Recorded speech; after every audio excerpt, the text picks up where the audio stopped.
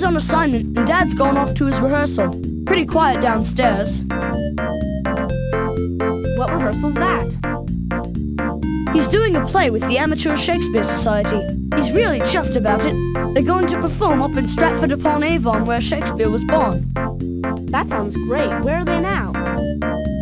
They're all over at the old Vic, an old theatre on the South Bank, rehearsing. Do you want to pop by and have a look? Yeah, I love Shakespeare. Maybe this play will give me some ideas for my next movie. Come on, let's go.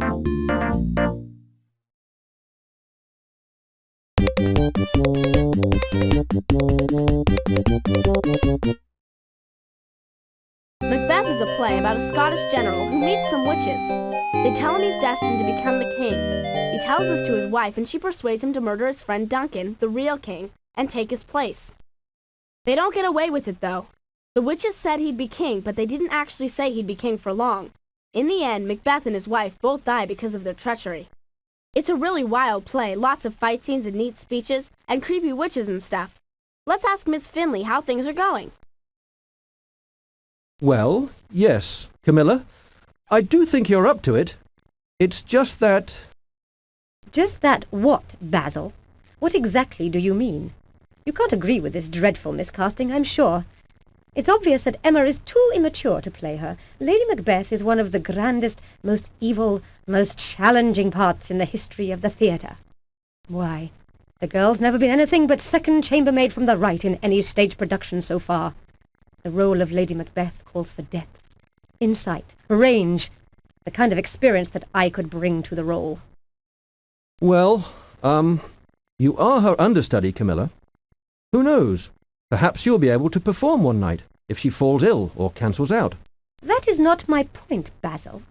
Of course I'll go on if she has some sort of accident. I'm saying that it shouldn't have come to that. An actress of my stature and experience belongs in the spotlight, not huddling round a cauldron muttering about eye of newt and toe of frog. Honestly, Camilla, I think Third Witch is a lovely part. It suits you. I mean, it's, very challenging. Now really, I must practice my lines. I want to be prepared enough to perform the finest Macduff in Stratford history. Hello, Jennifer. Have you come round to have a peek at our rehearsal? Mind you don't get in the way now. Everyone's very, very busy. We're in our final stage of rehearsing Whoops! I mean the Scottish play. The Scottish play? But I thought you were putting on Shakespeare's Macbeth. Oh my! Oh dear, you've said it! Don't you know you must never say the name of the Scottish play aloud? It's terribly bad luck. This play's always been haunted by tragedy and mishap. Theatre people believe you'll bring bad luck upon yourself just by quoting from it.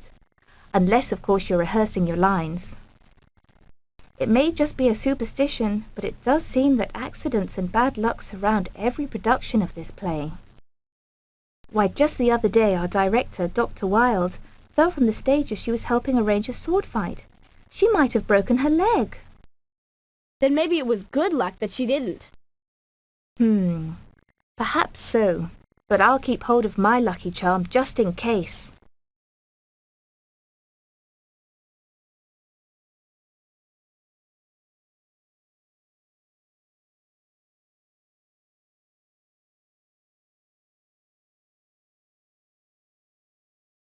Hello, Jennifer. Come to see our rehearsals? Watch yourselves now. There are a lot of dangerous items behind the scenes at the theatre.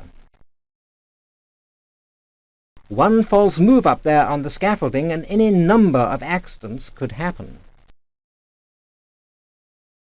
Why, our stage manager Chelsea was messing about up there yesterday, and very nearly fell to her death. Yikes! We'll be careful, Mr. Foscora. Are you excited about the play? Well, yes and no. I'm afraid I'm a bit worried. You see, this is really my first lead role, and I'm a bit nervous that I'll spoil it somehow. You know, forget my lines at the last moment, trip over my sword, miss a cue. The pressure's enormous. Sometimes I wish I'd never auditioned for the part. I'm sure I'd be much happier painting a nice watercolour of the sunset on the River Avon than thrashing about on stage as a Scottish murderer. Dahlia, you know I'm right. What I need is a challenge. I see the Scottish king, as a warrior, fiery and strong. Not this mealy-mouthed milquetoast that Frescura's portraying. Go on, let me have a go at it. Ned, how many times must I say it? No. Frescura has the part. You're his understudy. Your job is to fill in for him should he get ill. It's not to whine about his interpretation of the role. Dahlia, just listen for a moment. Tomorrow, and tomorrow, and tomorrow creeps in this petty pace from day to day to the last syllable of recorded time. Thank you, Ned. That will be quite enough. Should Frescura be unable to go on, you may recite that speech however you please. As it is, concentrate on learning your own lines. The porter you play is a small role, but every role in a play is important. Now, people, attention please. Let's gather our props and move out to the minibuses. We're off to Stratford in 15 minutes. Do not forget your scripts.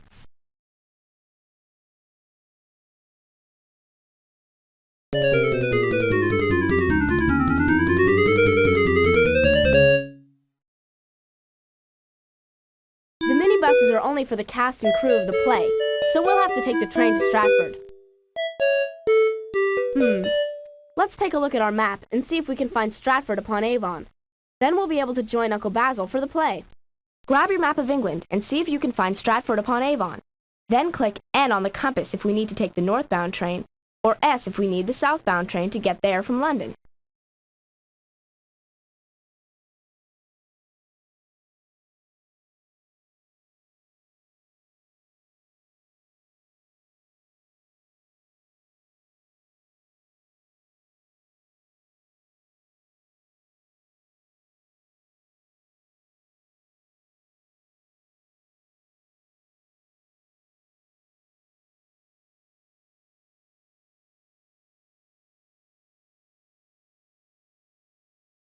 That's it!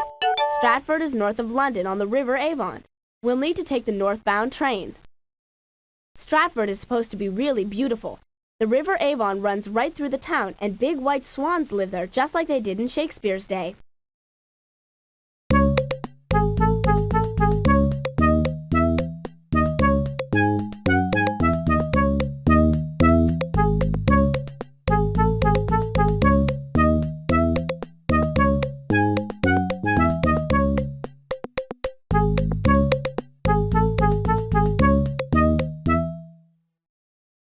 Looks like Uncle Basil's acting troupe is setting up for their play tonight. But where are Mr. Frescura and Miss Finley?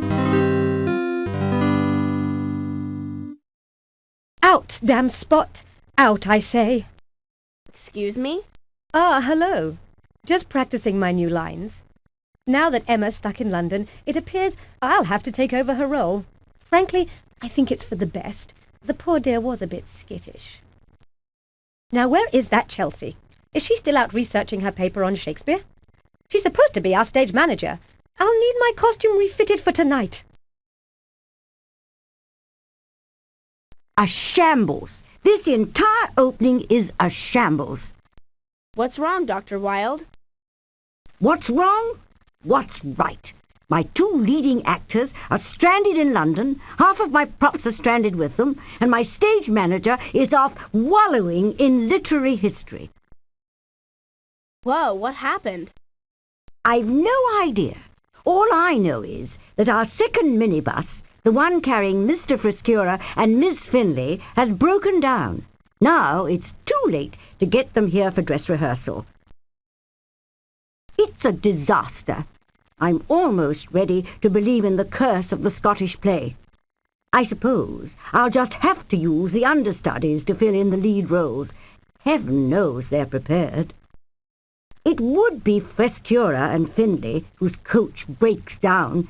They're both utterly hopeless with machinery. If only Ned had been with them. The boy's a genius with automobiles.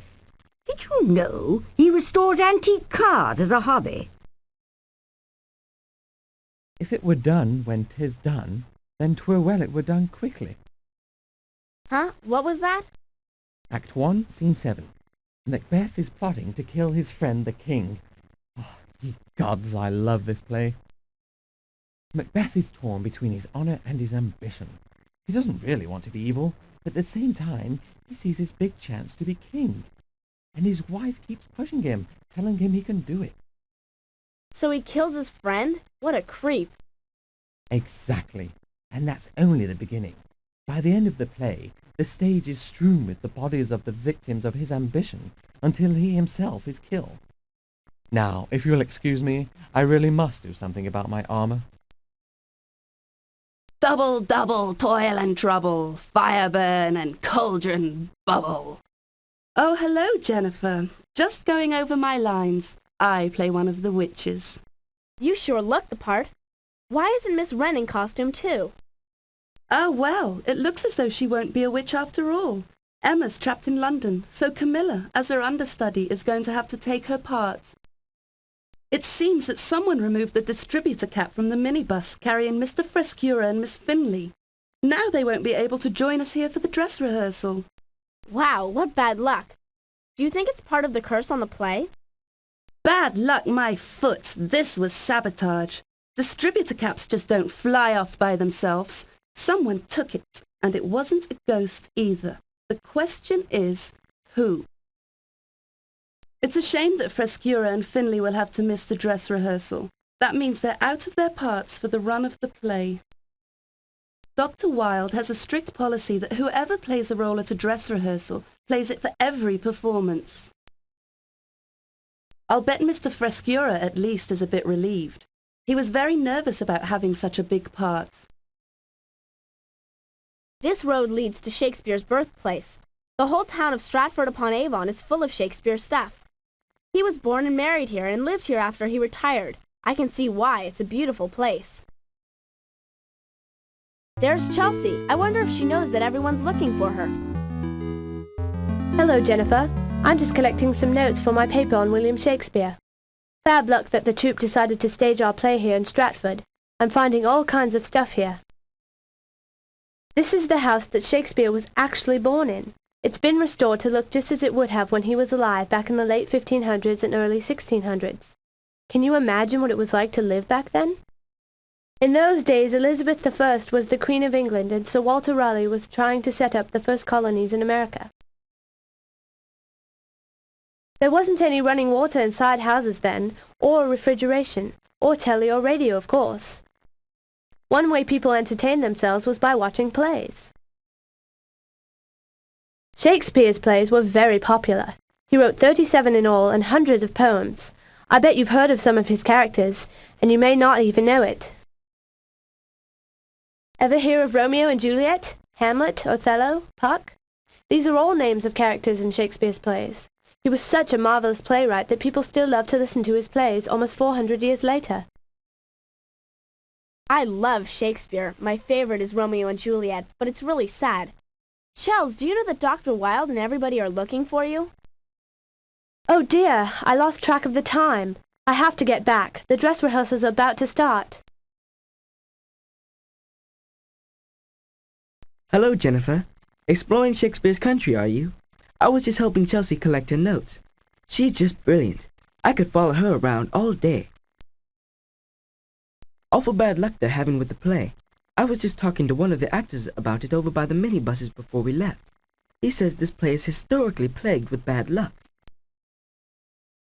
Even as we were talking, he almost fell prey to it himself. His hands were covered in black grease, and he came this close to wiping it all over his porter's costume.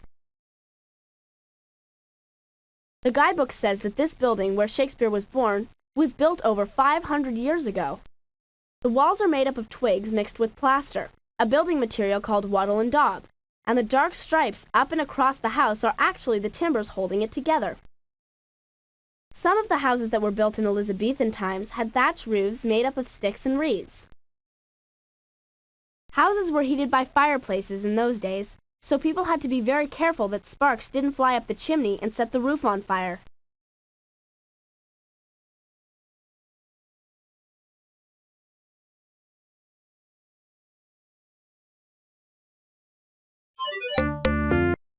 I think we can figure out this theatrical mystery. Choose the clues that best show who you believe sabotaged the second minibus.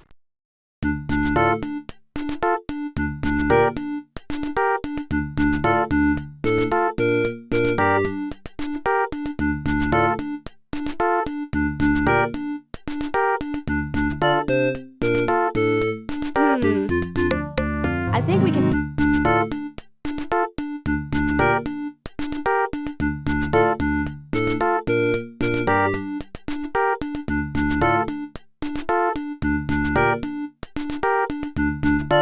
Good! Now point out who you believe is responsible for stranding Mr. Frescura and Miss Finley in London. If you think it's just bad luck, pick the witches.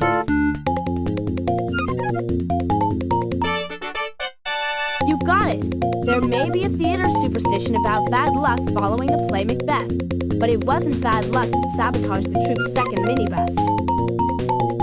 Mrs. Skew told us that the minibus broke down because someone removed an important part of the engine, the distributor cap. Dr. Wilde told us that Ned Bassett is a whiz with cars. He'd know exactly what engine part to remove to make it impossible for the bus to run. Ned Bassett wanted to play Macbeth, the lead role in the play, but instead he had to settle for playing the porter, a very small part. Mr. Frescura was cast as Macbeth, but Ned was his understudy. If Mr. Frescura wasn't able to perform, Ned would get to take the lead role. Marcus Dare told us that he saw an actor dressed as the porter out by the minibus, with grease on his hands. Ned was the actor cast as the porter, and he had grease on his hands because he had just removed the distributor cap from the second minibus. He let his ambition get him into trouble, just like Macbeth.